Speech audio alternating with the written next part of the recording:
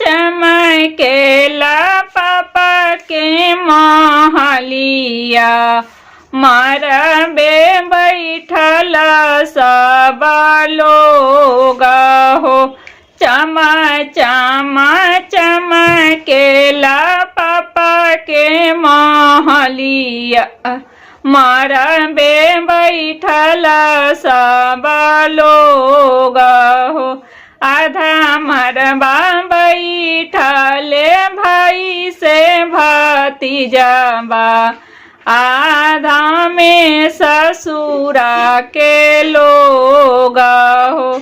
आधा मरबा बैठले भाई से भतीजाबा आधे में ससुरा के लोग हो।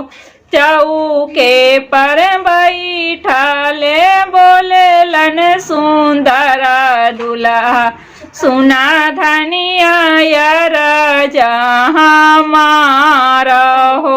चौके पर बैठल बोलेले सुंदरा दुल्हा सुना धनिया यार जहाँ मारा हो।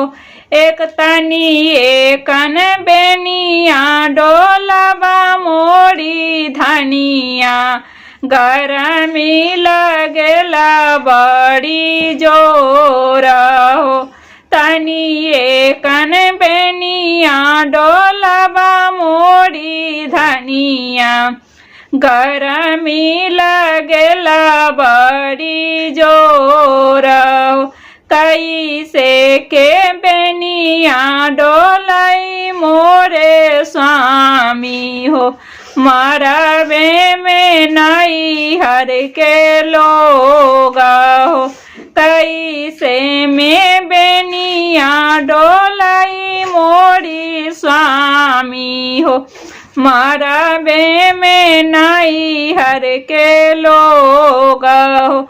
आधे मरबा बैठले भाई से भतीजाबा आधे में ससुरा के लोग हो। आधे मरबा बैठले भाई से भतीजाबा आधे में ससुरा के लोग हो। इतना बचन जब सुन ले कवना दुल्हा उठेला बदना झराई हो। इतना बचन जब सुने ले कवना दुल्हा उठेला बदन झराई हो।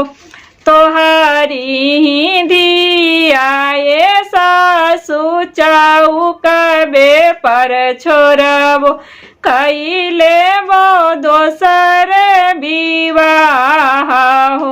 तोहरी धियाए सासु चौके पर छोड़बो कैले वो दोसर विवाह हो। इतना बचन सुनी बेटी हो कवना बेटी उठेली चुनरी संभाल हो।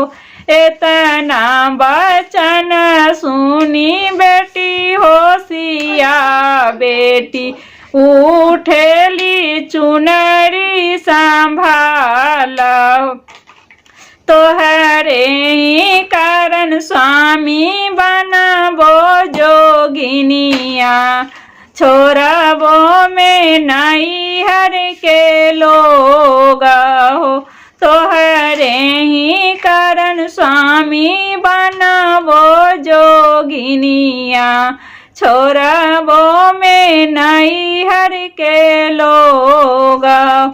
छोड़बो में बाबाया बारू हो भैया छोड़ी देबो कुल परिवार हो।